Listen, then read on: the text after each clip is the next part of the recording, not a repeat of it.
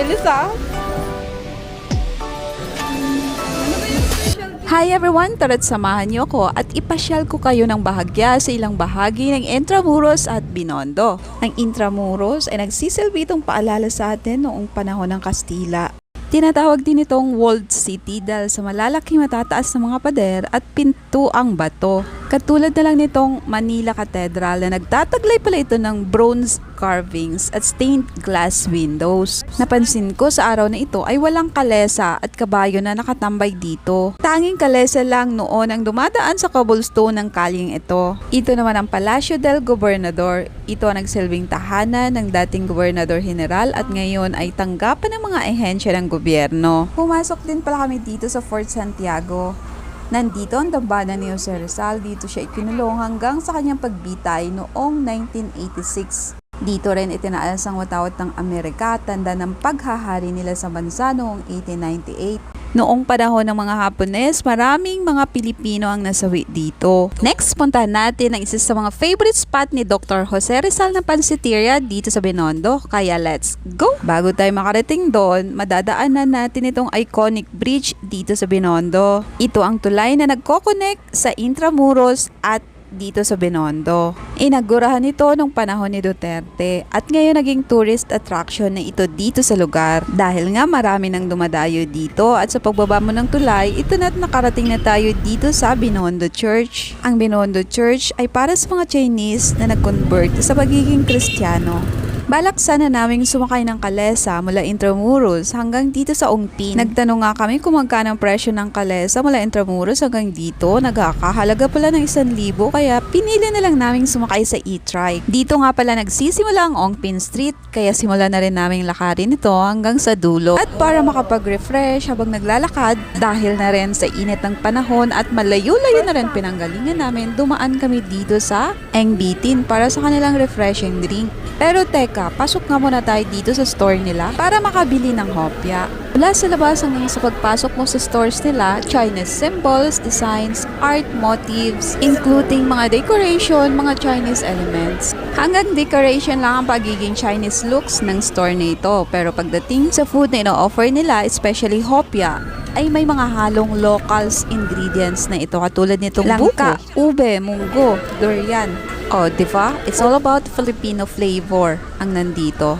Kaya pag pumasok ka dito, hindi na katakataka kung bakit napakaraming Pilipino ang mga nakapila para bumili dito. Grabe, 1912 pa pala ito nagsimula dito sa maliit lang na store. At nagsimula lang sila sa pagtitinda ng tikoy at hopya.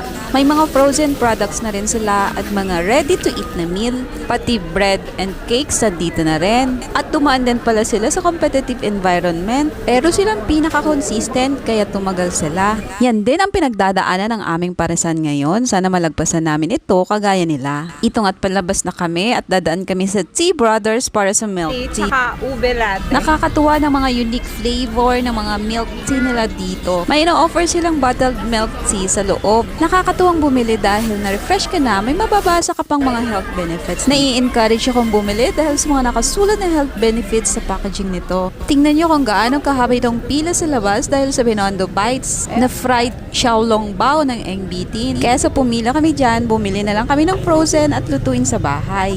Finally, nakita na rin namin itong arc ng Chinatown. Palatandaan na nasa loob ka na ng oldest Chinatown in the world. Nasa tapat na kami ng Veggie Select. Dito matatagpuan ang trending na sugarcane juice sa Binondo. Makikita bang fresh ang paggawa nito dahil nandito rin ang machine kung saan ipinapasok itong tubo at lumalabas ang juice dito. Hindi rin overwhelm ang tamis nito. Sakto lang pamatid uhaw sa mahabang lakaran dito. Ito naman kanilang inihaw, gawa ito sa vegetarian sausage, tofu, and rice cake. Perfect ito sa mga vegetarian people.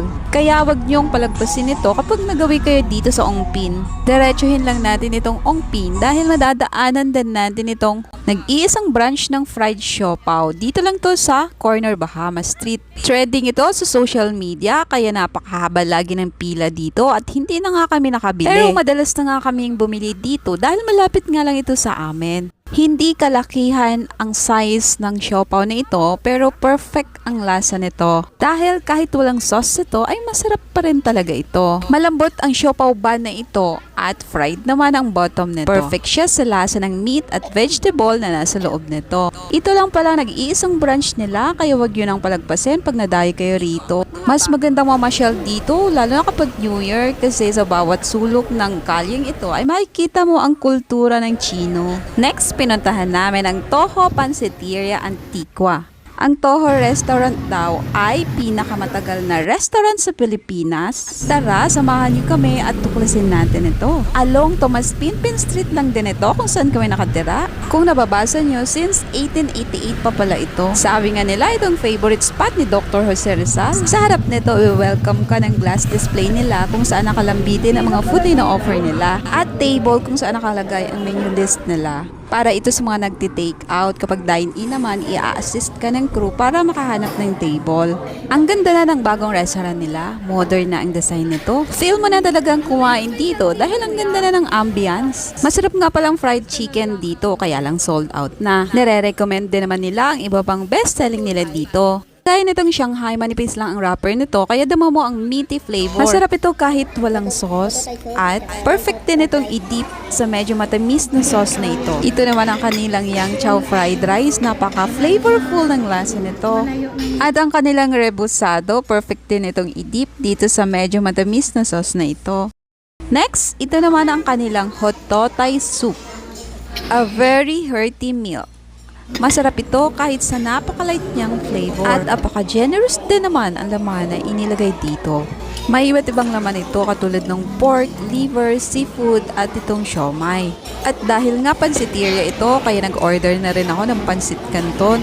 Ang sarap ng noodles na ginamit nila sa pansit canton at very saucy itong pagkaluto nila at kulay brown. Kakaiba, diba? Hindi mo maipagkakaila na may mga local flavors na itong food na ino-offer nila. Sa tagal ba naman ang panahon mula nang naitayo ito, magkakaroon talaga ito ng influensya sa flavor ng Pinoy. Kaya subukan nyo na ang sarap ng mga food na ino-offer nila dito. At dito lang ito sa gitna ng Tomas Pinpin Street. Malapit-lapit din ito sa Dasmariñas Street. At hanggang dito na lang. Thank you for watching. See you next time. Bye!